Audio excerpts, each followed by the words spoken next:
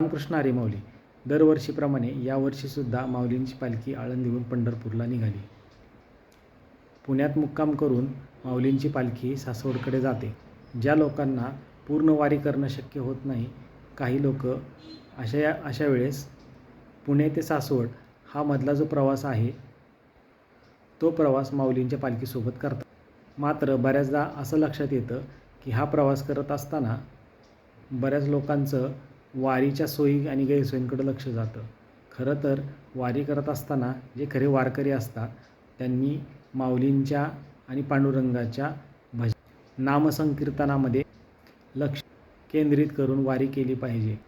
माऊली, तुकाराम महाराज आणि इतर जे संत झाले, ते सर्व संत वारी करत असताना त्यांनी कधीही वाटेत येणाऱ्या कुठल्याही अडचणी, गैरसोयी यांचा विचार न करता फक्त पांडुरंगाचं भजन, कीर्तन आणि दर्शनाची आस, ह्या एवढ्याच गोष्टींवरती माऊलींनी आणि तुकारामांनी, इतर संतांनी पांडुरंगाची वारी केली. त्यामुळेच त्यांना वारीचं पुण्य तर मिळायचं, पण पांडुरंगाचं दर्शनही व्हायचं. खरं तर आपणही आपल्या दैनंदिन जीवनातनं वेळ काढून एक दिवस ही वारी करतो. मात्र ही वारी करत असताना जर आपलं वारीसाठी केलेल्या सोयी गैरसोयींची जर आपण तुलना करत बसलो आणि त्या गोष्टींकडे लक्ष देत बसलो, तर मात्र आपल्याला वारीसोबत चालल्याचं पुण्य मिळण्याऐवजी माऊलींसोबत जाऊनही ह्या गोष्टी गैरसोयींकडं आपण लक्ष दिल्यामुळं पुण्य मिळणं सोडा, पण आपलाच मनस्ताप होऊ शकतो. त्यामुळे सर्वांना ही नम्र विनंती, जो पण काही प्रवास आपण माऊलींच्या पालखीसोबत करू किंवा कुठल्याही संतांच्या पालखीसोबत वारी आपण करू, ती करत असताना माऊलींचं, पांडुरंगाचं किंवा त्या संतांचं भजन, कीर्तन आणि नामस्मरण करत केली तर ती वारी खूप फलदायी ठरेल. आजच्या कलियुगात नामाचं महत्त्व फार आहे.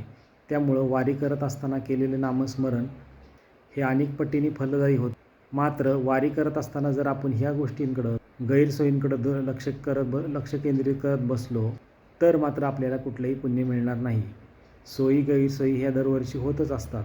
कधी पावसामुळे, कधी पुरामुळे, यंत्रणा, काही ना काही नैसर्गिक आपत्तीमुळे गैरसोयी होणारच.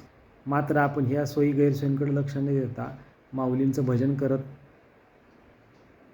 पुणे ते सासवड काय अगदी 5 पावलं जरी वारी केली तर ती आपल्याला फलदायी होईल. जे वारकरी आळंदीहून पंढरपूरपर्यंत दरवर्षी वारी करतात, त्यांना तर हे नियम माहीतच असतात. पण जर आपण पहिल्यांदा वारी करत असाल तर मात्र ही गोष्ट अवश्य लक्षात ठेवावी की वारी करत असताना माऊलींचं कीर्तन, भजन करत केलेली वारी ही अनंत पटीने फलदायी होते. जर तुम्हाला अशा प्रकारे वारी करायची असेल तर अवश्य माऊलींचं नामस्मरण, कीर्तन, भजन करत केली तर ती फलदायी ठरेल.